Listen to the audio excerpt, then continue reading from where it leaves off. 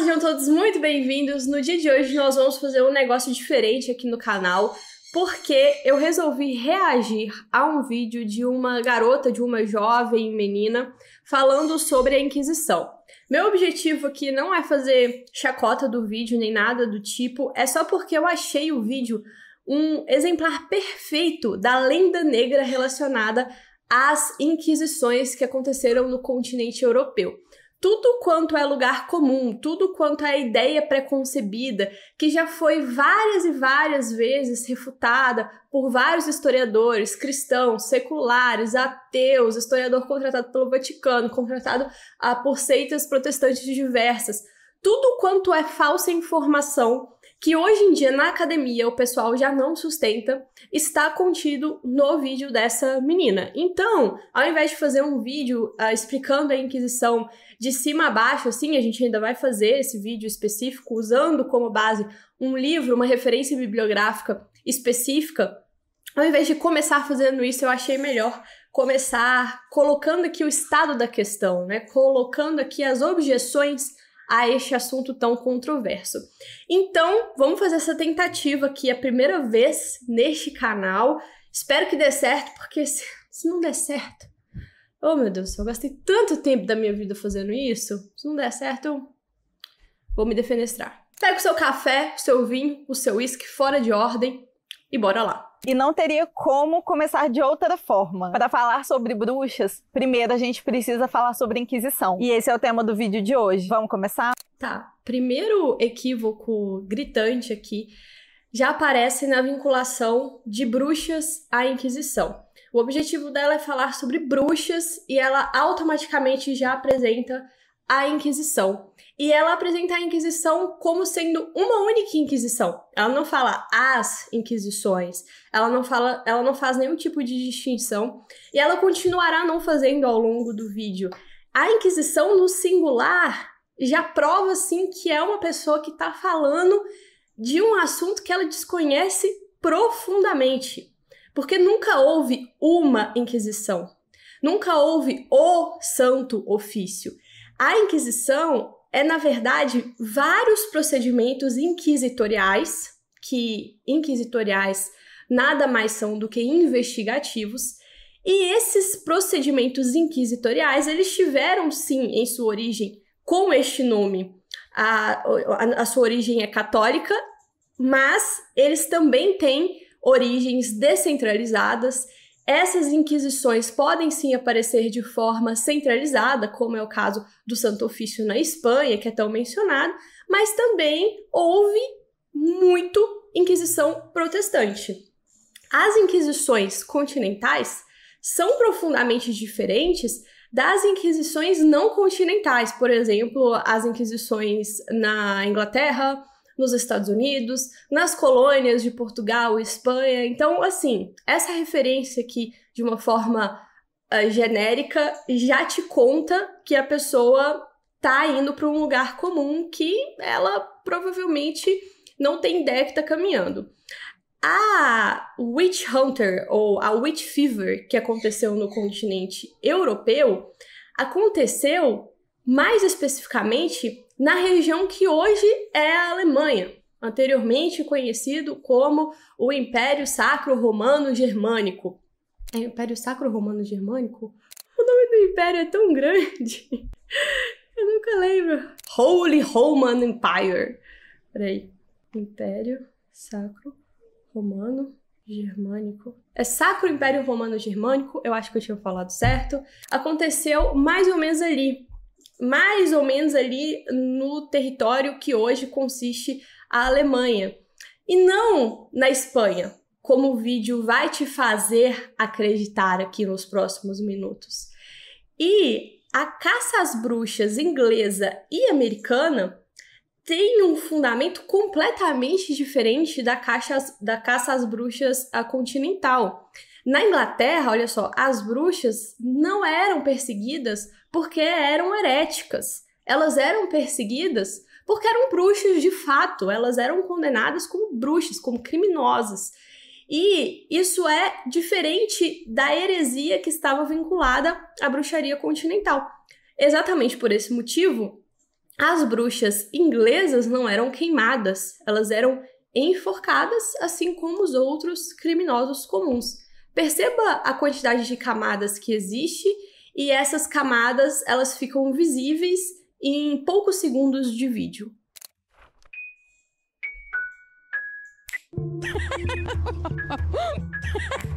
Segundo o dicionário brasileiro...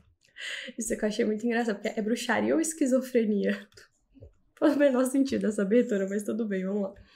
Da língua portuguesa, a palavra Inquisição significa uma investigação minuciosa e rigorosa. Mas, historicamente, a palavra ficou relacionada ao antigo tribunal criado pela Igreja Católica no século XIII, também conhecido como Santo Ofício, que foi instituído para punir crimes contra a fé católica. E o que a Igreja considerava crime? Tá, o que é a Inquisição? O assunto principal do vídeo dela.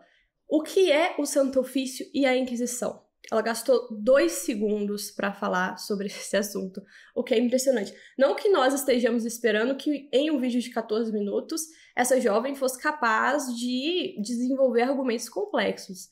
Mas o assunto mais importante sendo a Inquisição, como ela fala no início do vídeo, esses 2 segundos de definição de dicionário me parecem, assim, um pouco complexos. Vamos ajudar aqui esta pequena senhora bruxa.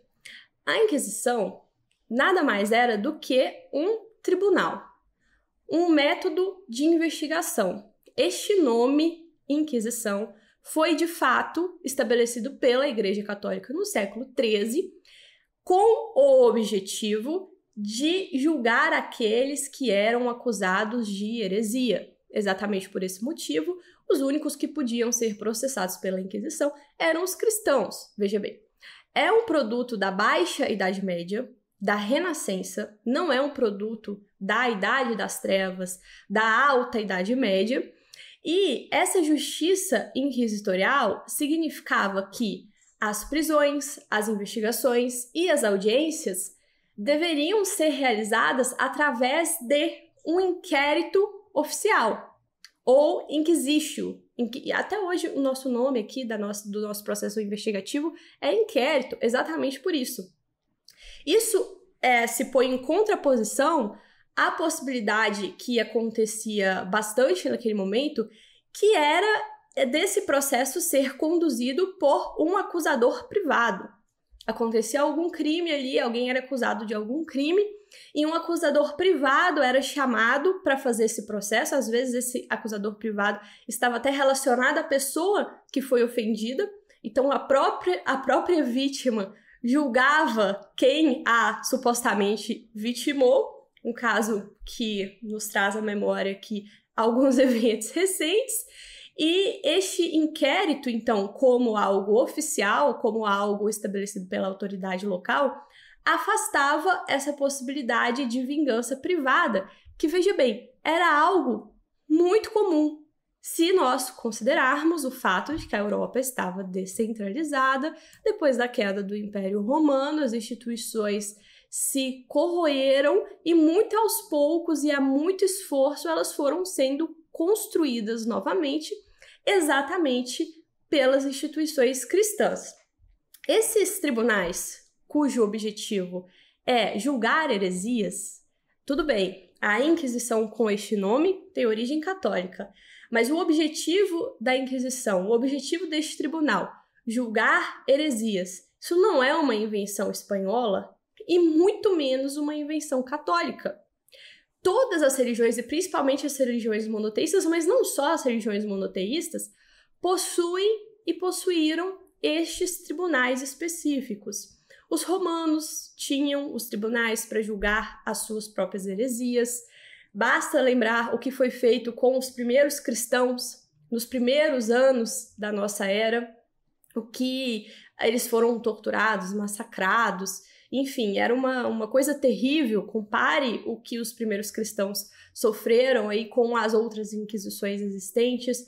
Os judeus, veja bem, tinham as suas próprias inquisições, e essas inquisições também eram muito cruéis, até porque a crueldade não foi inventada pela Igreja Católica nos termos que as novas bruxas acreditam. A crueldade sempre foi um padrão de conduta humano. A exceção é a não crueldade e não o contrário. Se você cavar um pouquinho abaixo da superficialidade do Estado moderno, você já vai encontrar esse tipo de crueldade aparecendo novamente. Os islâmicos tinham e continuam tendo, obviamente, os seus próprios tribunais que julgam as suas versões de heresia, eles têm a sua própria versão de inquisição. E eles contavam com métodos muito mais cruéis de investigação e punição. Por exemplo, a Inquisição jamais determinou oficialmente a tortura como a punição. Veja bem, a tortura era usada como um meio de se extrair uma confissão. De novo, algo extremamente comum durante aquele procedimento existente ali no final da idade do Império Romano, no final da Baixa Idade Média, os procedimentos legais bárbaros, algo extremamente comum. Sim, a tortura era usada como meio de se obter confissão, mas a tortura como punição não existia na Inquisição e existia exatamente nesses outros tribunais inquisitoriais dessas outras religiões monoteístas. Se você conhece somente a Inquisição, é exatamente porque você caiu dentro deste viés pré-determinado por esta lenda negra. Todas as referências estarão disponíveis aqui na descrição deste vídeo. Basicamente qualquer coisa que fosse contra as leis da igreja. Quem pensava diferente estava cometendo uma heresia e era visto como um herege pela igreja e, consequentemente, pela sociedade da época. E mesmo que a igreja não tivesse... Olha só que maravilha! Eu disse que esse vídeo ele é muito um exemplar perfeito exatamente porque a cada 5 minutos existe uma informação errada, uma informação equivocada, uma meia-verdade. Então, por isso ele é perfeito para a gente começar a nossa discussão. O que é um herege? O que é uma heresia? O que é algo que foge da doutrina católica, que pode ser objeto de uma investigação inquisitorial? Heresia não é engravidar antes do casamento. Heresia não é passar batom vermelho. Heresia nunca foi dizer que o mundo é redondo, que a Terra é redonda, ou que os planetas giram em torno da Terra. Veja bem, se você ficou curioso com relação a isso, eu sugiro que pesquise, de fato, o que foi o processo que acabou condenando o Galileu. Então, para nos ajudar a entender o que é a heresia, eu vou começar citando algumas heresias clássicas e vou focar na principal heresia, que foi a que deu origem à Inquisição de fato.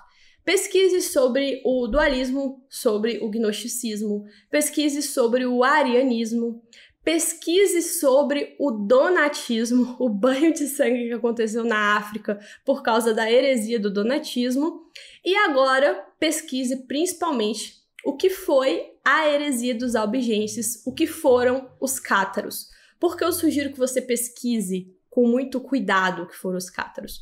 Porque junto do gnosticismo, os cátaros são uma heresia que domina a história, que convive com o cristianismo de uma forma muito persistente.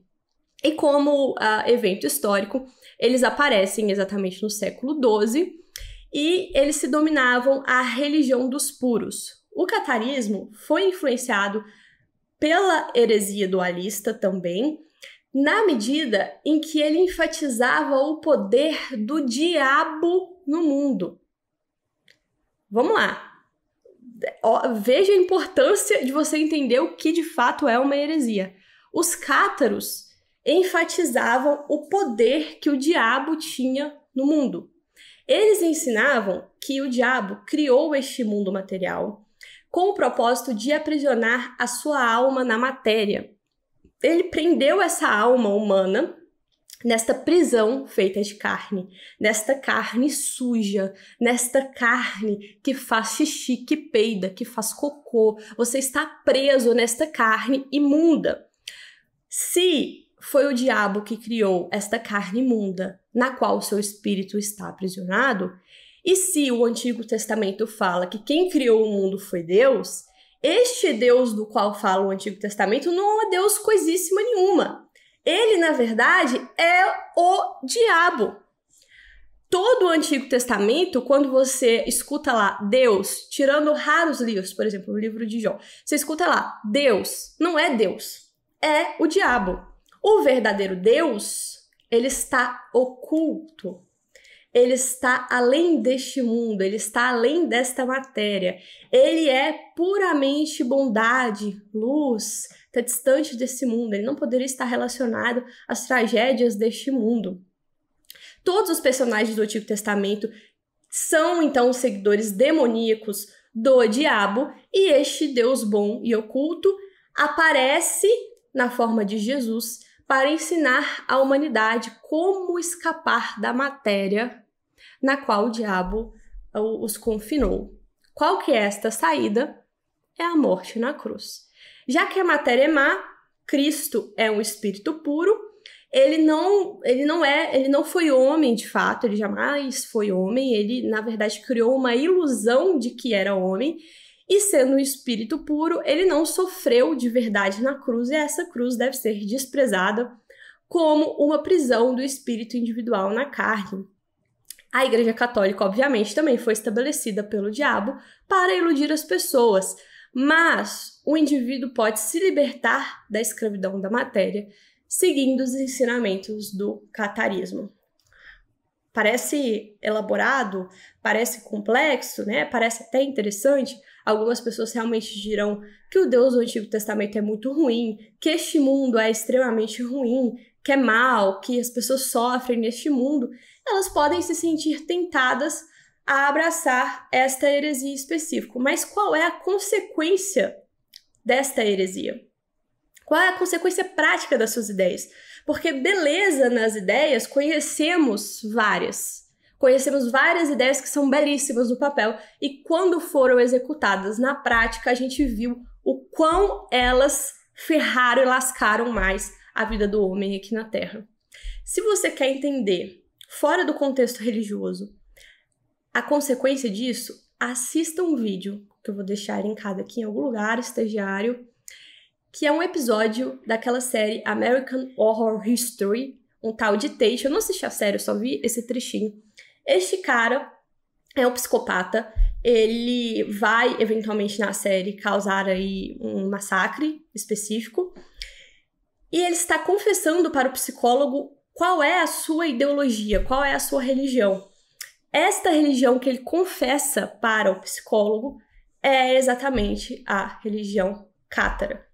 Vamos dar mais exemplos fora do espectro medieval, da Idade das Trevas, da perseguição da Igreja Católica contra todas essas heresias tão boazinhas que, pelo simples fato de existirem, foram perseguidas e massacradas. Veja bem, vocês conhecem, obviamente, o suicídio coletivo que rolou em Jonestown. Um americano fundou ali uma sociedade comunista utópica, socialista, de raízes socialistas, e esse cara compartilha bastante da visão religiosa dos cátaros, dos albigenses. Segundo um seguidor do Jonestown, para que a gente não fale que são os detratores que estão falando do que eles eram, um seguidor do cara disse que todos nós acreditávamos na construção de uma comunidade socialmente justa e igualitária na Terra.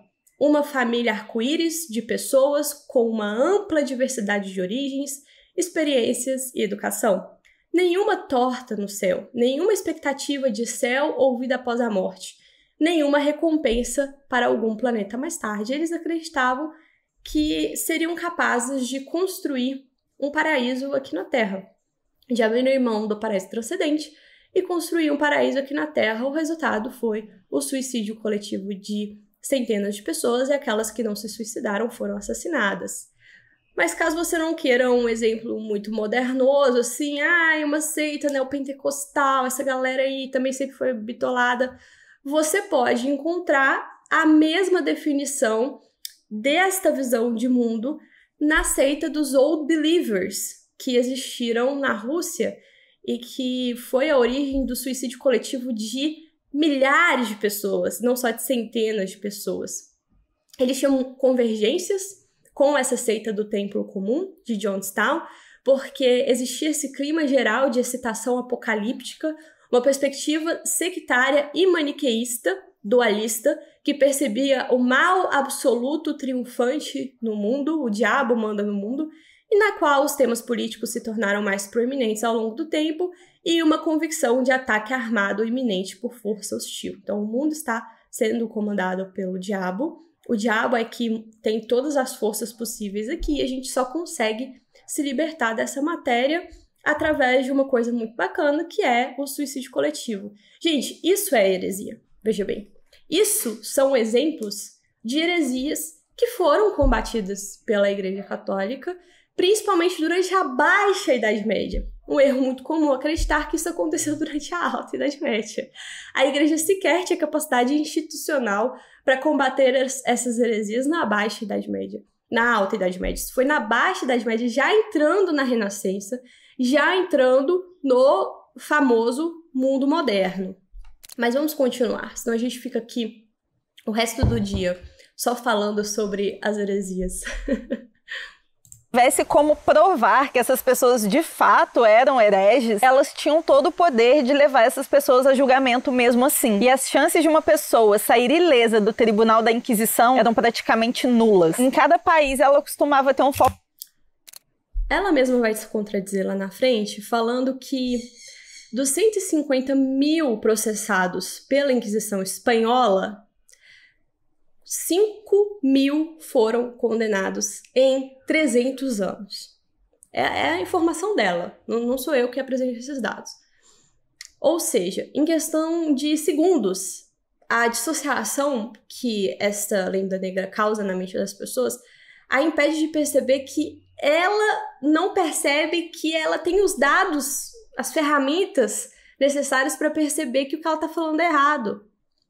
Não só não era impossível você ser declarado inocente depois de um processo inquisitorial, como muitas pessoas foram declaradas inocentes depois de um processo inquisitorial. Se eu tenho 150 mil pessoas condenadas e somente 5 mil foram de fato executadas, neste longo espaço de tempo, compare este índice de processamento e condenação com os nossos atuais tribunais e vocês perceberão que o nível de condenação da Inquisição Espanhola, que ela especificamente traz à baila, é um nível baixíssimo.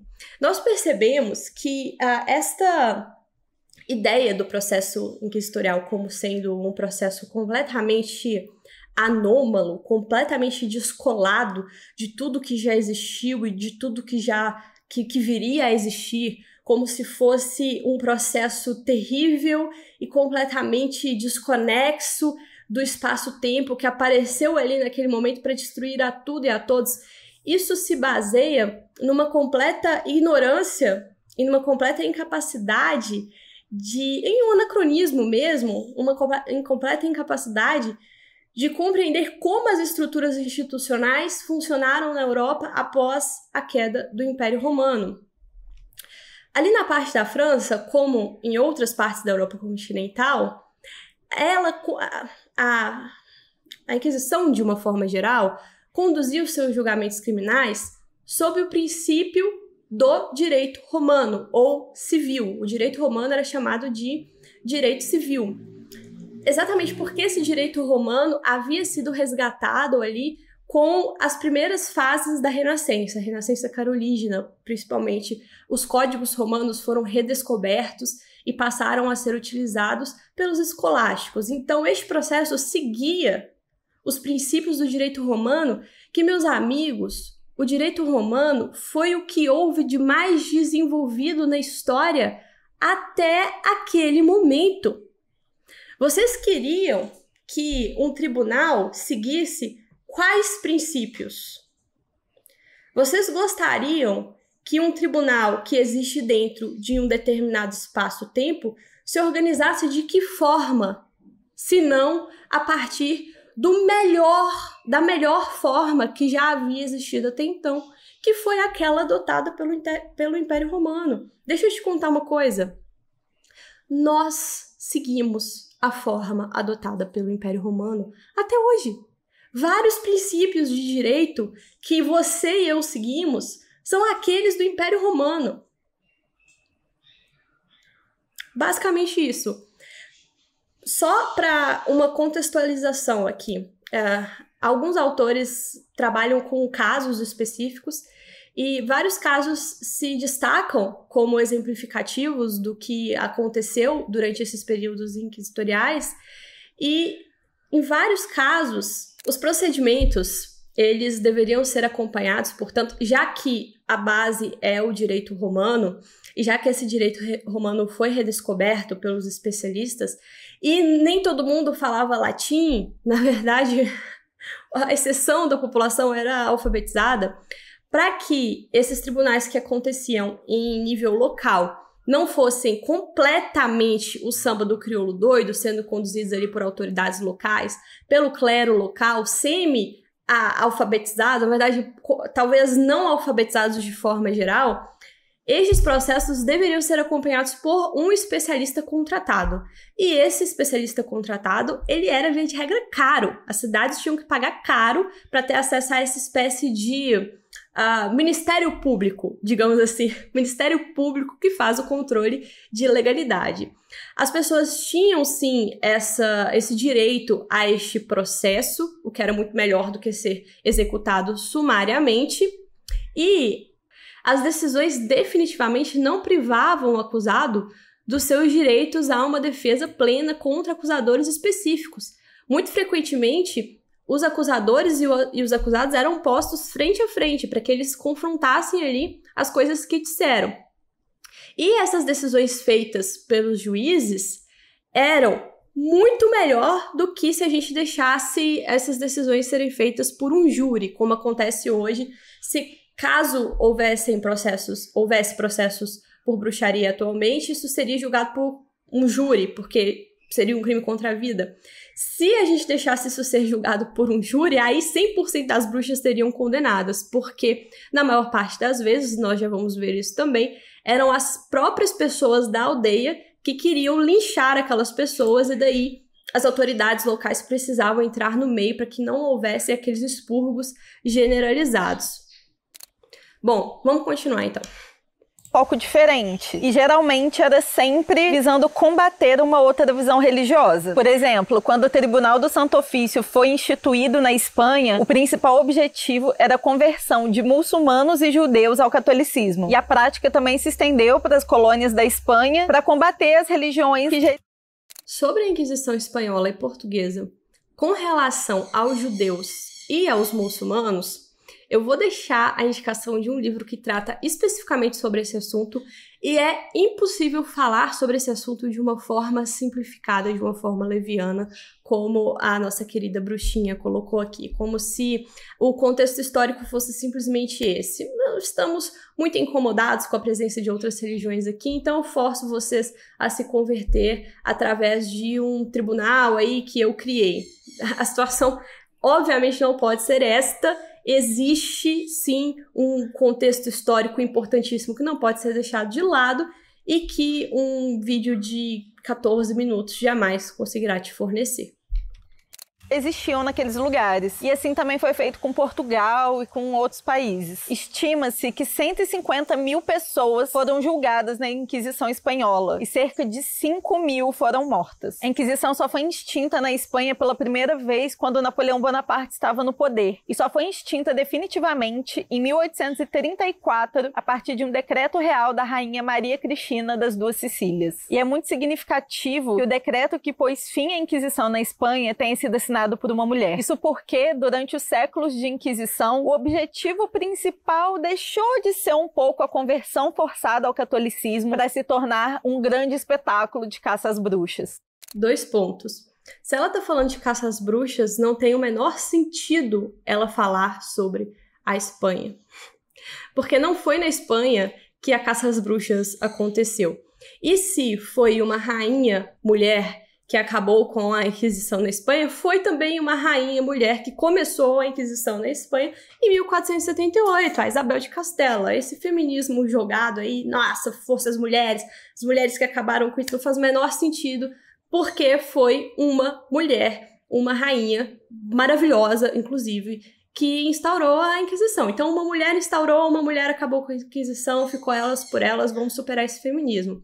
Agora, relacionar a Inquisição à caça às bruxas na Espanha é uma coisa muito absurda. A Inquisição vira caça às bruxas na Espanha. A Espanha condenou um total de 59 bruxas no final da história. 59 bruxas.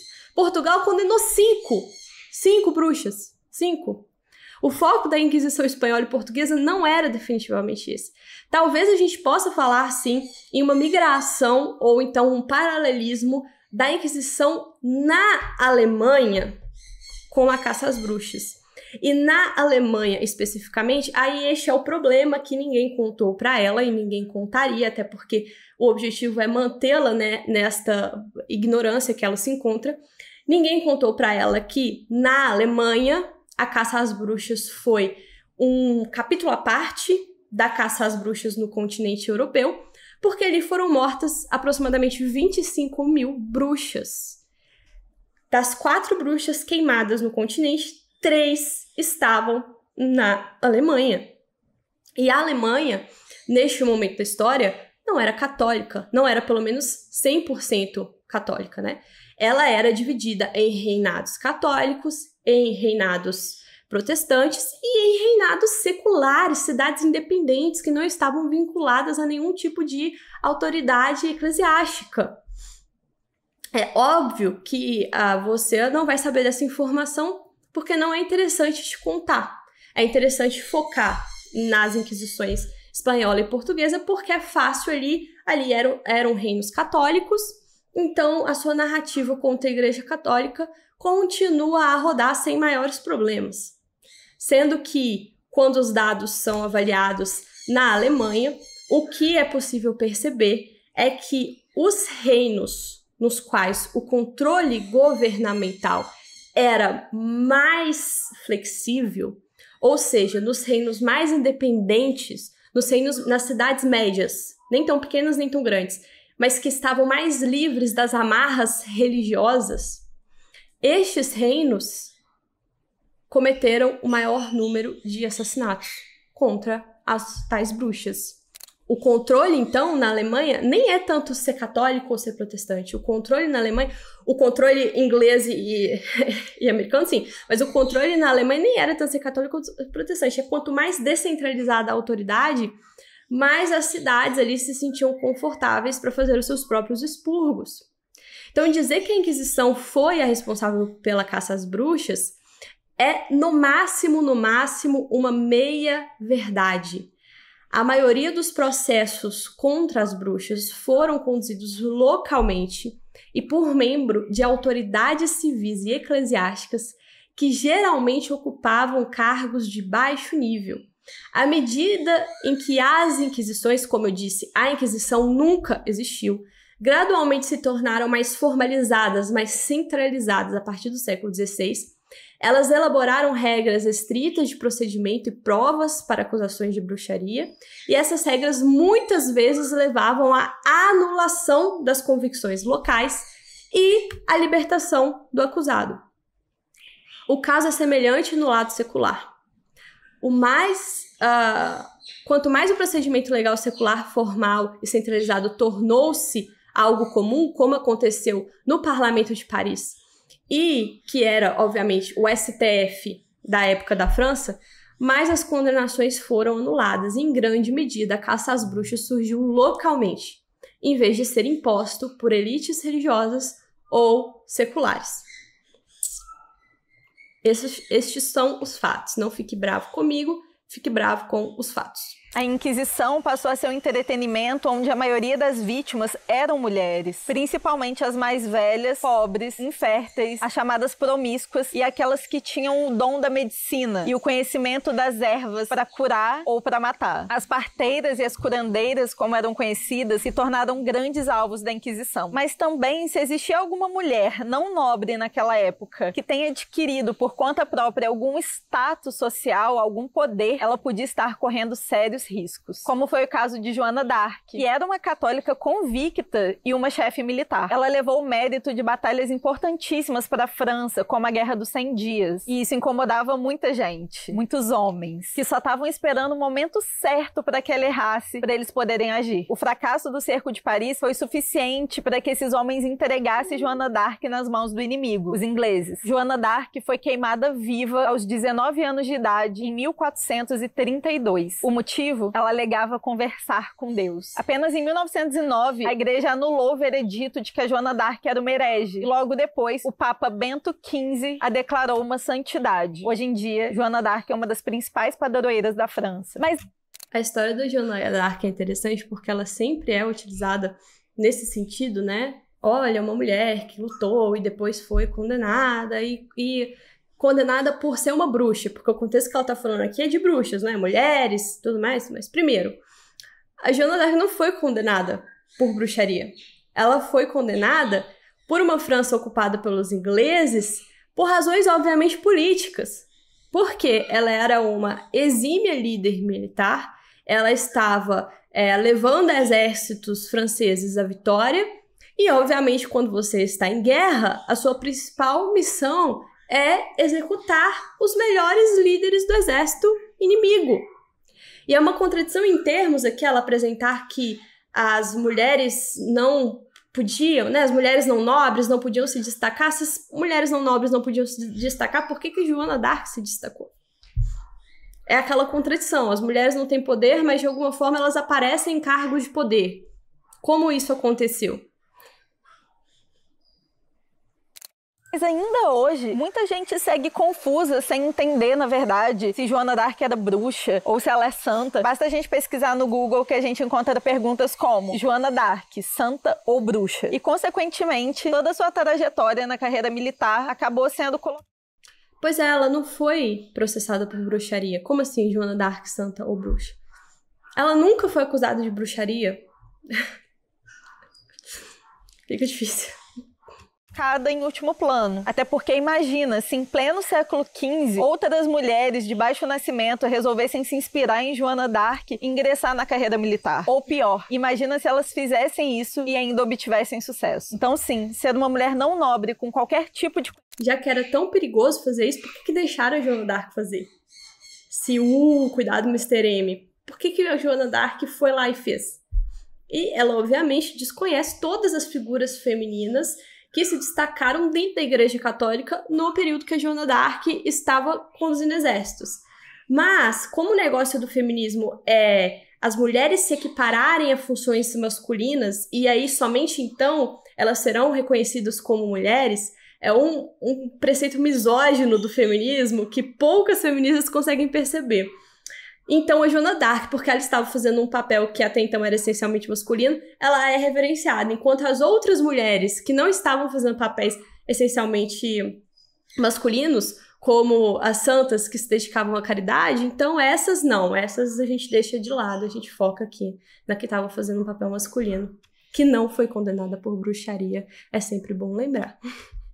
Conhecimento na época da Inquisição era um grande risco. A Inquisição foi uma ferramenta essencial na colonização e foi responsável pela dizimação de povos, o apagamento de suas crenças e religiões. Mas digamos que a história fez um ótimo papel em suavizar essa narrativa. E foi um outro lado da Inquisição que ganhou destaque. A caça às bruxas.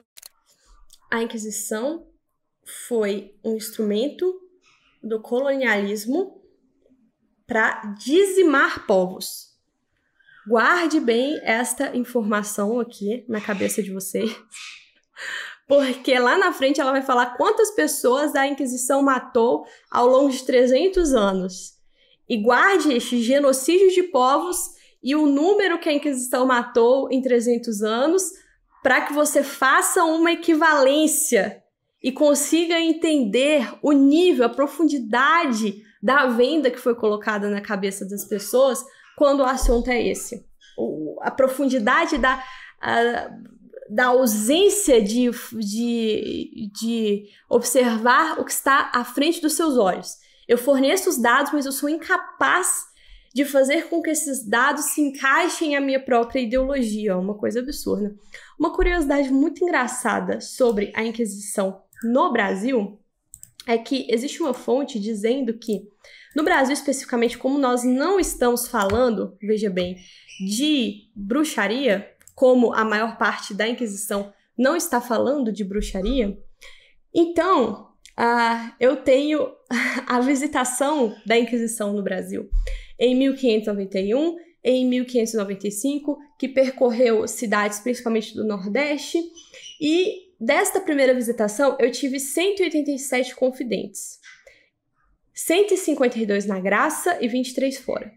E na segunda, 63, 53 na Graça e 2 fora. Fazendo um balanço das duas visitações, temos 204 homens e 59 mulheres que confessaram.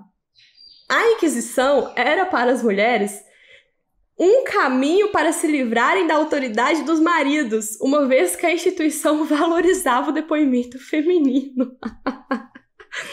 As mulheres brasileiras usaram a Inquisição para denunciar os próprios maridos e para se livrarem desses próprios maridos. Então, este é um instrumento misógino que foi usado para causar o genocídio de povos, tá?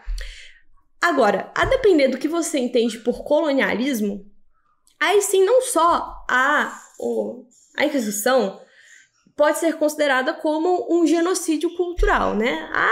Dependendo do que você entende por colonialismo, toda a missão cristã será considerada um genocídio cultural. A missão jesuíta, dos jesuítas, em todos os lugares da América e paralelos. Inclusive, um decreto que Carlos Magno emitiu, que punia com a morte o sacrifício de pessoas para deuses pagãos, deve ser considerado colonialismo na Saxônia, nesse sentido, porque se a cultura é sacrificar pessoas para satisfazer os deuses e vem um rei católico dizendo que eles não podem fazer isso mais, quem fizer vai morrer, aí sim isso pode ser considerado colonialismo. Por isso que os termos são amplos, a gente precisava sentar para definir as bases primeiro. Ganhou protagonismo e entrou para os livros de história. E as bruxas entraram para os contos de fadas, deixando um legado na forma como as relações femininas passaram a ser estabelecidas. Mulheres que antes eram respeitadas, que davam a vida e que tinham o talento da cura, agora eram vistas como bruxas. E tudo passou a se resumir entre a própria rivalidade feminina. Mulheres más que desejavam a juventude eterna, a beleza e que tinham inveja da menina novinha que era amada pelo príncipe encantado. E a rivalidade feminina é implementada e incentivada aqui. E quando nós ouvimos essas histórias desde que somos pequenininhas, isso sempre nos contaram para dormir era de que existe uma mulher muito má que quer pegar o seu lugar. O patriarcado e o homem branco, no geral, saíram muito fortalecidos da Inquisição. Afinal, como se precisasse contar a história para instigar a rivalidade feminina. Essa pessoa nunca trabalhou com mais de 3 mulheres no mesmo lugar. Mas vamos falar de uma forma mais acadêmica aqui. O que a gente consegue perceber aqui dessas falas é que existia uma condição primeva de uma mulher ideal. Esta condição desta mulher idealizada, ela vivia em harmonia com as outras mulheres. Ela vivia em harmonia com a sociedade de forma geral, existia uma equivalência ali de signos ou algo parecido, e essa harmonia foi pervertida pela Igreja Católica e ela foi, a partir de então, destruída através de mecanismos como o patriarcado ou como a própria Inquisição. Se bem que eu não sei onde que ela enquadrou o patriarcado ali junto com a Inquisição, porque a maioria das feministas vai jogar o patriarcado lá pra tá tudo bem. Vamos lá, vamos tentar fazer o raciocínio da pessoa funcionar por ela. As mulheres eram, então, essas mulheres lindas, longas e soltas, fazem-me rir, cavalgando em cavalos na floresta amazônica, e veio, então, este ser malvadão, que é a Igreja Católica, para acabar com isso. Bom, isso é simplesmente uma mentira. Isso é simplesmente uma mentira. Primeiro, que a feitiçaria, independente de qual cultura você esteja investigando a feitiçaria, sempre vai ser proibida, alguma forma de feitiçaria vai ser proibida. Vai variar bastante o que vai ser, ou quem faz, ou os níveis de proibição, se vai ser morte, ou se vai ser expulsão da comunidade, enfim, mas sempre vai ser proibido.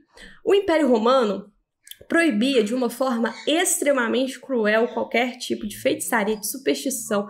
Tem vários casos documentados de execuções e torturas romanas contra acusados de feitiçaria e homens e mulheres de uma forma muito escandalosa. O Império Romano, de forma geral, gostava de punições escandalosas, né? Não só contra os escravos, mas contra quem eles acreditavam que poderiam desestabilizar as bases do próprio império. As bruxas sempre foram vistas, ou seja, a feitiçaria ruim sempre foi vista também como estando mancomunada ali com maus espíritos. Basta que a gente veja o histórico grego, a literatura grega, a literatura romana, os registros religiosos gregos e romanos, para perceber que as figuras femininas que estão associadas à bruxaria são sempre terríveis.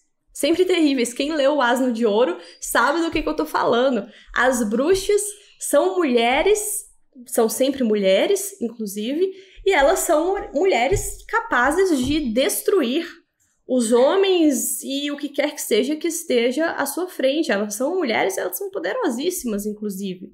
Agora, para não falar que a gente fica só na Europa, né? Ai, mas é tudo na Europa, a Europa sempre foi patriarcado. Vamos falar do que tá na moda, que é a papa... Mentira. As tribos africanas também fazem distinção entre feiticeiros noturnos e feiticeiros diurnos, que fazem feitiçaria pro bem, assim, e os feiticeiros noturnos, que geralmente são mulheres, são mais aterrorizantes, elas estão sempre acompanhadas por bichinhos em forma de animais, familiares, né, pequenos espíritos em forma de animais. No caso dessa tribo em específico, que chama Bechuana, geralmente são corujas. E essas bruxas noturnas são malvadaças e elas lançam feitiços contra todos. E geralmente, olha só, são mulheres idosas. Tem uma outra tribo em Bantu, na África do Sul, que também distingue entre dois grupos de feiticeiros. E um deles, o ruim, são mulheres. Veja bem, olha só como a Igreja Católica malvadona criou esse estereótipo, né? Mas lá na África, em Bantu, na África do Sul, as mulheres que voam à noite também são bruxas, mulheres.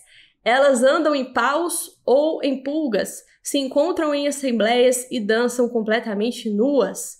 Em outras sociedades, essas feiticeiras são acusadas de canibalismo, incesto, ninfomania e outras atividades ofensivas à sociedade. Cara, o negócio que as bruxas modernas não sabem, não querem saber, não entendem ou foram enganadas, é que é uma coisa muito massa, porque se eu fosse bruxa, se eu fosse essa menina aqui, a última coisa que eu ia fazer era falar o que ela tá fazendo.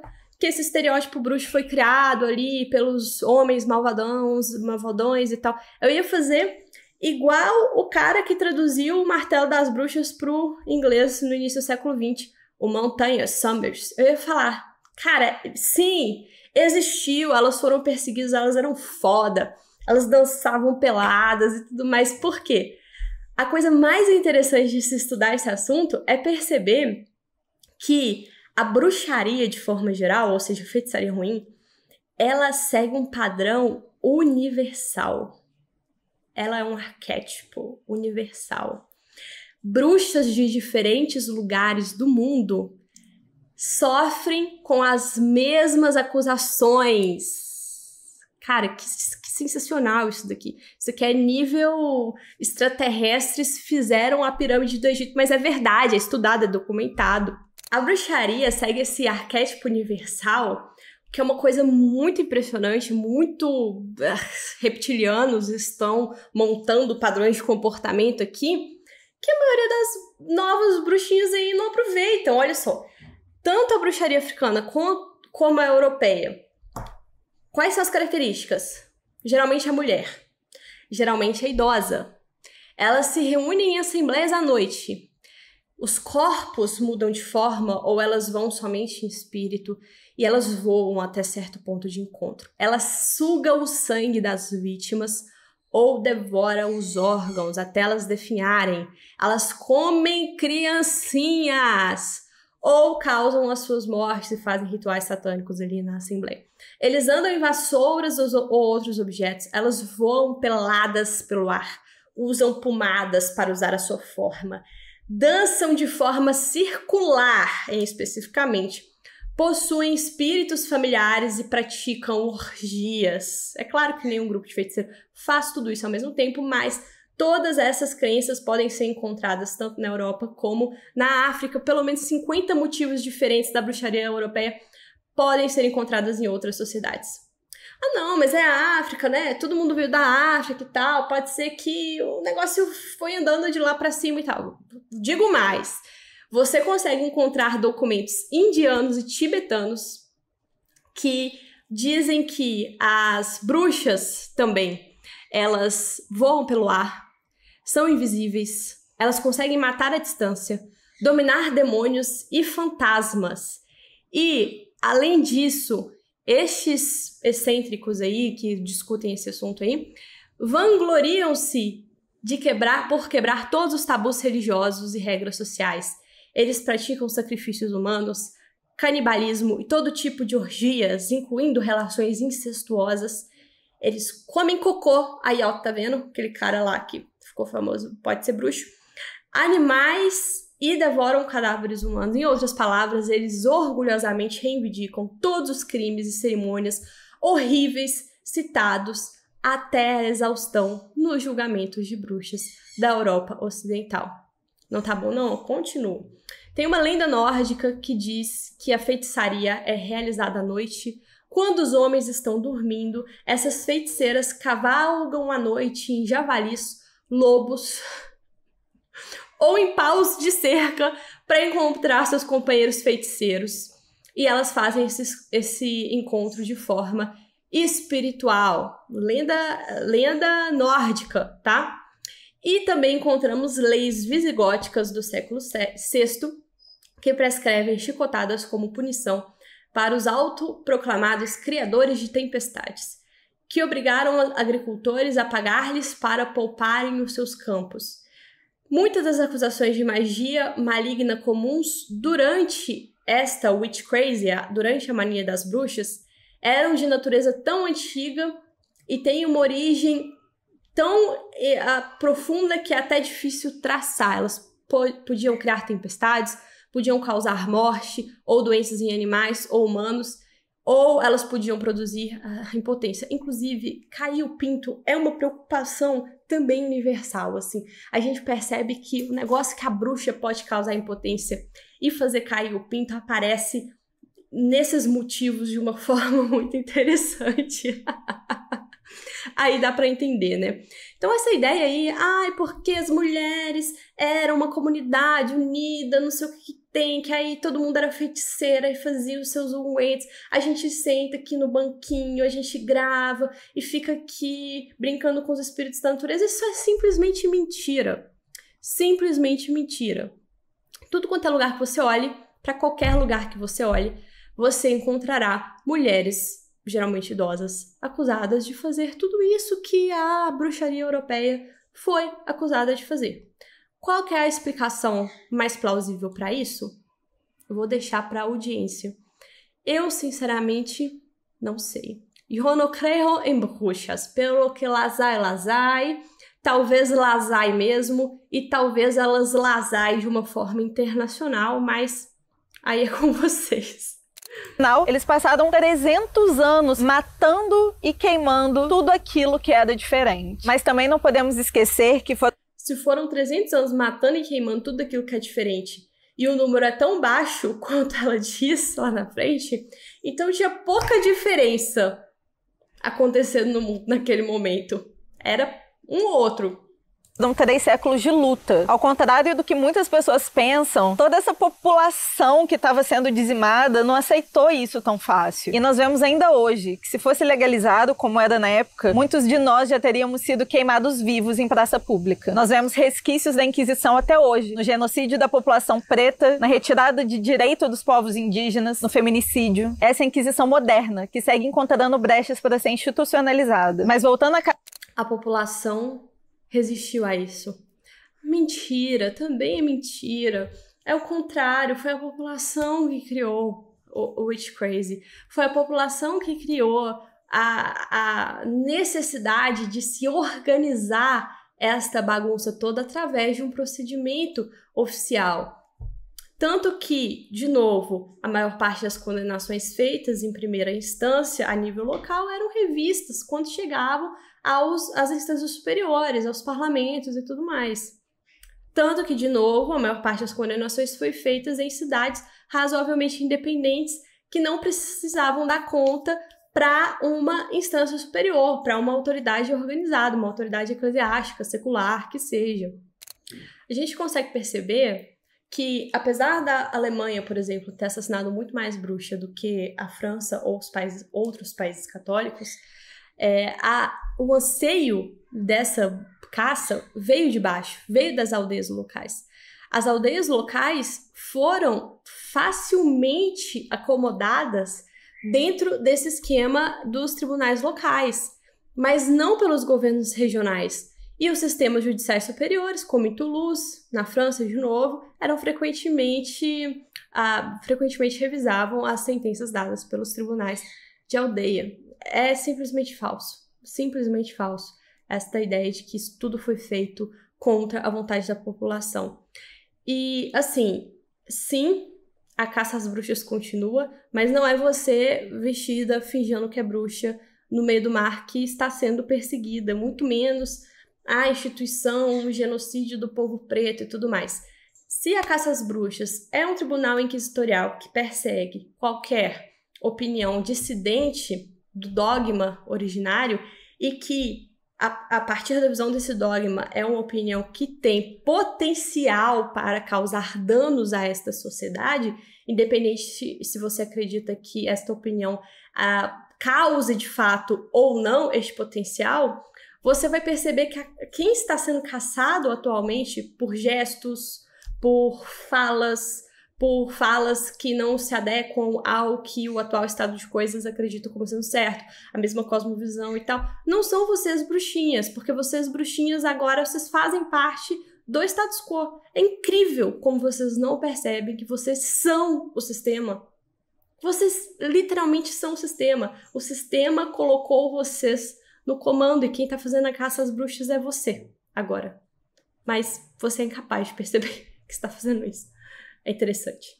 Caças bruxas, também é impossível falar sobre isso sem passar pela construção dos mitos. As histórias que naquela época iam passando de uma pessoa para outra, sendo modificadas e aumentadas, até que de repente algo que à primeira vista parecia absurdo, de repente se tornava algo plausível. E o mais interessante disso tudo é que realmente algumas dessas histórias e lendas foram documentadas como um fato histórico. Inclusive, em 1590, um renomado jurista francês registrou um fato histórico de um pequeno vilarejo na França, onde a população estava muito assustada. Eu vou pular essa história. Isso porque alguns abismaram o vilarejo inteiro e ninguém sabia como fazer para ela parar. Com a maçã de lá. Nenhuma dúvida que a fruta estava lotada de demônios, muito provavelmente por causa do relato desse juiz. Contos de fada. E aí a gente também volta pro pecado de Eva, a maçã e a serpente, que é do demônio, e toda essa história que todos nós já conhecemos muito bem. E quando, por exemplo, as pessoas chegavam para registrar a morte de uma criança, o juiz realmente relatava que essa criança tinha morrido porque comeu um pão enfeitiçado. E com base em análise de documentos históricos, estima-se que 90 mil pessoas foram julgadas por bruxaria e 45 mil delas acabaram mortas. E existem outras estimativas, tem pessoas que jogam esse número para casa dos milhões, mas essa aqui é um pouco mais realista. E ainda assim, 45 mil mortes é um número muito alto de pessoas que morreram por um crime impossível de ser cometido. Ela finalmente deu a cifra, porque eu acho que se ela começasse dando a cifra, vamos falar sobre um processo que matou 45 mil pessoas em 300 anos. São 150 mortes por ano.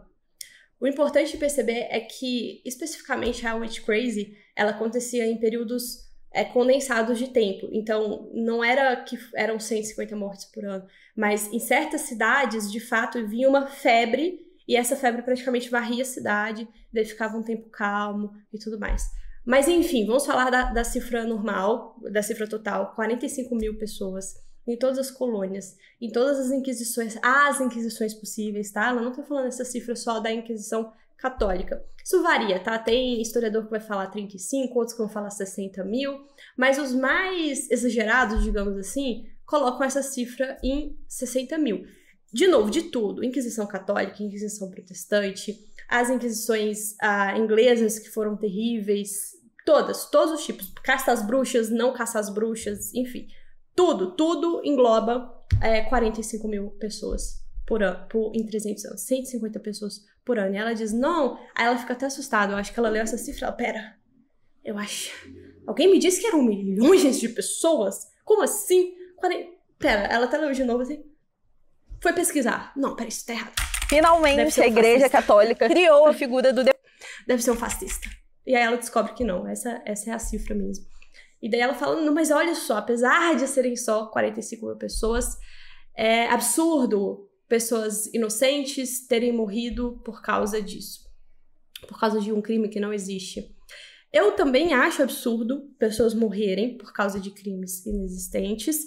Inclusive, acredito que esta mesma indignação deve ser compartilhada quando ela falar sobre os mortos no terror francês, que somam-se alguns milhares por dia. Quando ela falar sobre os mortos nas inquisições, que não sejam as inquisições cristãs, a hora que ela descobrir como que as coisas funcionavam, né? Os massacres dos mártires cristãos e tudo mais. Então, acredito que este mesmo nível de indignação vai aparecer nos vídeos que ela tiver sobre esse assunto, que dificilmente acontecerá, porque, como sabemos, é uma coisa que a mente se fecha, assim, né? A mente não consegue conceber a possibilidade de não ter sido isso tudo que te foi falado a vida inteira e tudo mais. Olha, considerando que estamos falando de fato, um tribunal mesmo, né? De fato, um tribunal que julgava crimes reais. Porque você não acha que é real agora. Você diz que é uma simples superstição. Você diz que não acredita nesse tanto de coisa que foi atribuída a essas pessoas. Mas, dentro daquela cosmovisão, aquelas mulheres estavam matando bebês. Veja bem. Aquelas mulheres estavam causando a perda de uma colheita. E aí todo mundo vai passar fome amanhã. Se você acreditasse que algumas velhinhas fossem capazes de destruir o Estado Democrático de Direito ajoelhando e rezando para pneu, você provavelmente seria a favor de botar essas velhas numa fogueira também. Ou não, numa fogueira não, né? Passar pelo processo atual, convencional, comum. Ou um processo mais rápido, quem sabe. Um processo que não siga tanto as diretrizes, porque demora demais. Talvez. Então, dizer que foram pessoas que morreram por um crime inexistente, por um crime que nunca aconteceu. Não aconteceu hoje pra você. Mas naquele momento era um negócio muito real. Veja bem.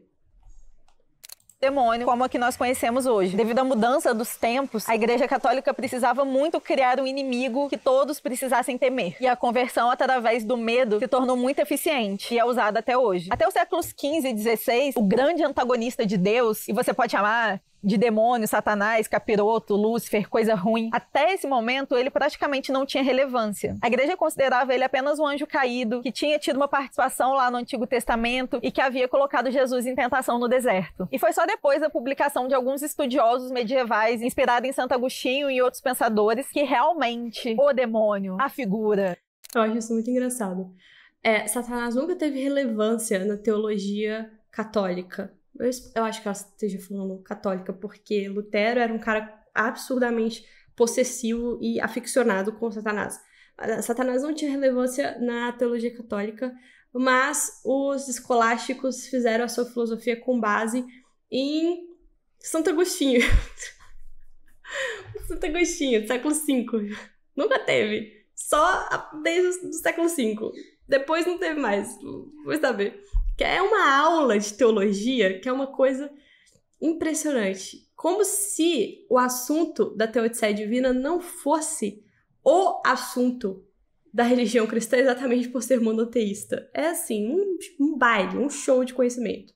O bode, o Black Phillip, ele surgiu, gente, e se tornou o grande vilão do cristianismo. Logo, foi difundida a crença que, se todo bem vinha do Criador, tudo que era ruim, consequentemente, vinha do capiroto. E aí, se a gente levar em conta que todo bem vinha da igreja, tudo que não era da igreja poderia ser ruim. Os únicos santos possíveis. E aí o demônio ganhou muitas forças e muitas habilidades. E foi aí que a figura da bruxa foi tomando uma forma. Porque aí os teólogos começaram a falar que essas bruxas não faziam só poções ou tinham conhecimento das ervas. Eles começaram a falar que as bruxas vendiam suas almas ao Satanás. E até faziam sexo com ele. O que eu mais gosto é que pra selar o pacto, elas tinham que beijar o cu de Satã. O pessoal tinha uns desejos muito... Era pornografia da época. Amados. O que eles não fariam com o chupacu? Os medievais não conheciam do chupacu. Por isso que era tudo mal resolvido. Porque se tivesse conhecido o chupacu, abria a janela, deixava entrar, resolvia. O chupacu ia denunciar e ia falar, não aguento mais.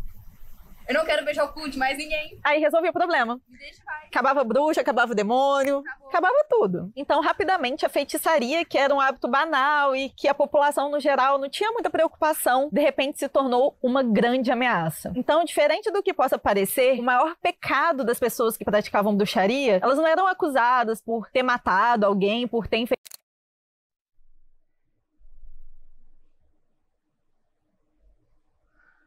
De novo, aquela visão idealizada de um passado mítico que nunca existiu.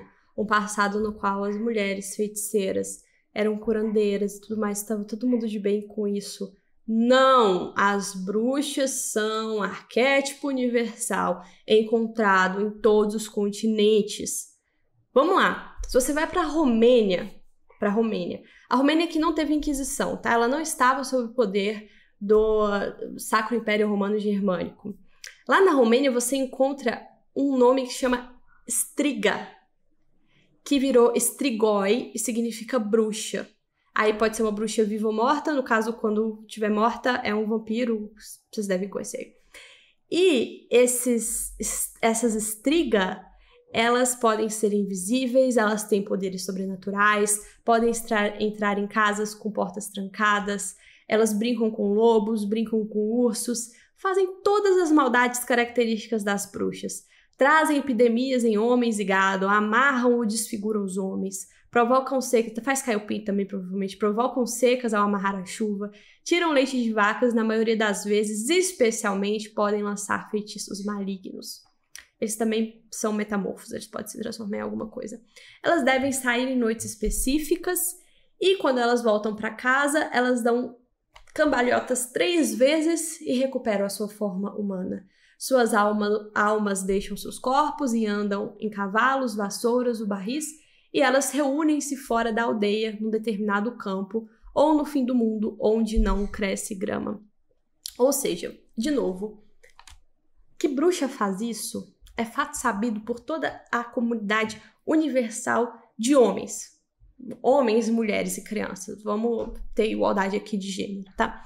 O pacto com o capeta é exclusividade europeia porque o capeta é a personificação do mal da religião cristã.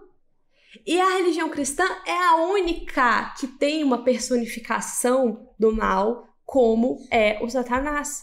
Os judeus não têm essa personificação do mal, pelo menos não no nível que a gente tem. Os árabes não têm essa personificação do mal.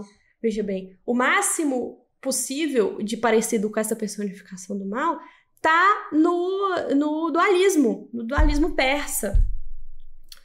Então as outras não fazem pacto com o capeta, elas fazem pacto com o Rashomon-Kov, que é um espírito do mal ali qualquer daquela região, tá? E outra, o nível para falar sobre o assunto é muito bom, né? Mas as orgias também são caracterizações comuns, não só a bruxas, como a todo tipo de heresia. Isso tem um fundamento, né? Porque é a pornografia da época. Quem que quer ver véia beijando o cu do capeta? Ninguém. Se fosse mulher nova ainda, pelo menos, dava para entender o fetiche, mas ninguém quer. Tem um fundamento, tem uma origem, esse negócio de falar que o povo anda pelado e é um grandíssimo bacanal. Tem uma origem histórica. Isso não foi invenção da Igreja Católica.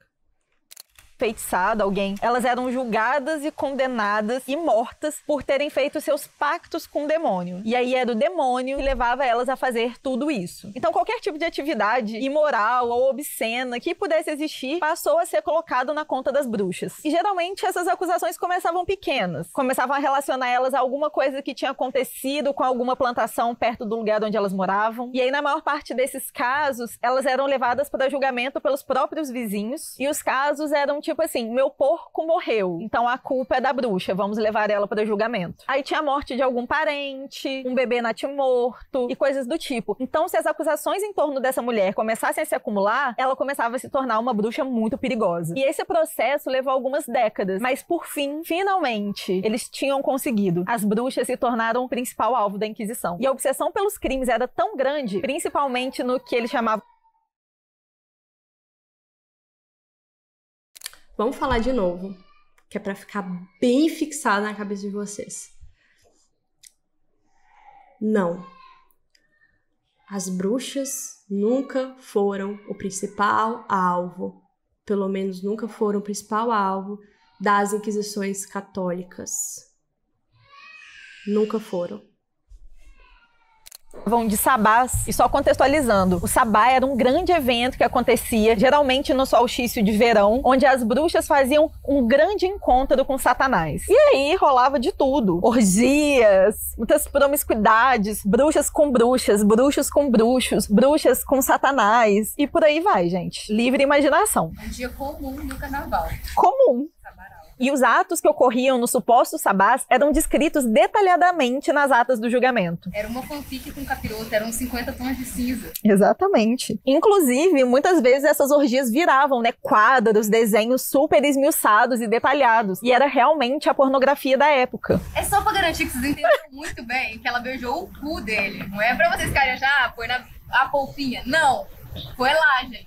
Vou pintar. Só piorava a situação da coitada da mulher, que além de bruxa, ela virou o grande mal, né? Porque os desenhos dela faziam com que os homens bons e puros caíssem em tentação, na tentação da carne, no pecado. E aí, ladeira abaixo, gente. Outra atividade que também começou a ser colocada ali na carteirinha de bruxa era o canibalismo. Muitas delas foram acusadas de matar, assar e comer bebezinhos nesses rituais macabros, que eram coordenados pelo diabo, obviamente. Canibalismo faz parte do arquétipo universal das bruxas, assim como as orgias. Isso não foi, de novo, inventado pela Inquisição. Isso não foi, de novo, inventado pela Igreja Católica. Eu sei que é difícil de assumir isso, mas é o que temos, entende? Você acredite ou não que bruxas comem criancinhas?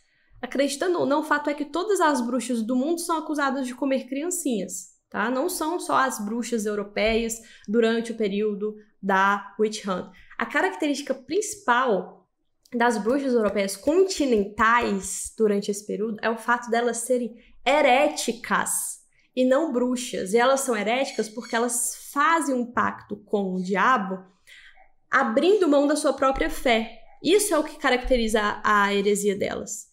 Elas estão abraçando uma outra religião, essa religião com raízes profundas no mal. Tá? Esta é uma característica que você não encontra em outro lugar, em outro tipo de bruxaria. O que, obviamente, faz todo sentido, você vai concordar comigo, porque é uma heresia cristã. Agora, o resto, meu amigo, abraça aí que o filho é teu. E aí também tinha uma história de que elas causavam aborto nas mulheres propositalmente para poder pegar esses bebezinhos e usar nesses rituais. Então é por isso que as parteiras e as babás acabaram se tornando grandes alvos. E como já diz no maior manual da Inquisição, ninguém causa mais dano à fé cristã do que as parteiras. E o fato da mortalidade infantil ser uma coisa imensa nos séculos passados só piorava ainda mais a situação dessas mulheres. E por toda a Europa, a crença de que as feiticeiras podiam e faziam coisas tão horríveis horríveis se alastrou muito rapidamente. E em algumas décadas, bruxas de todos os cantos da Europa, da Alemanha à Hungria, da Espanha à Escócia, começaram a confessar terem feito pactos com o diabo. Confessaram também terem participado de orgias e até voado durante a noite. O que gera para nós hoje, pessoas um pouco mais instruídas, não tanto, só um pouco, uma dúvida muito essencial. Se nenhum desses atos aconteceram de fato, por que essas confissões se espalharam tão rapidamente por todo o continente? E por que essas mulheres começaram a admitir exatamente os mesmos tipos de crime? Isso é uma coisa que também me deixa bem... Por que o arquétipo é tão universal, assim, neste nível de detalhamento? Por que mulher? Por que velha? Por que pelada? Por que em cima de alguma coisa? Por que se reunindo? Por que dançando em círculo? Por que não dançando em zigue-zague? Por que tem que dançar em círculo? Isso é uma coisa que me deixa assim... Como? Por quê? Mas vamos deixar as teorias da conspiração de lado um pouco. Bom, a resposta está nos homens que eram os interrogadores e nos seus métodos. Mas esse é um papo... A resposta é sempre o patriarcado. Porque não existe complexidade na sociedade humana. A resposta é sempre o patriarcado. O patriarcado cria tudo o que existe na face da Terra. Cara, assim,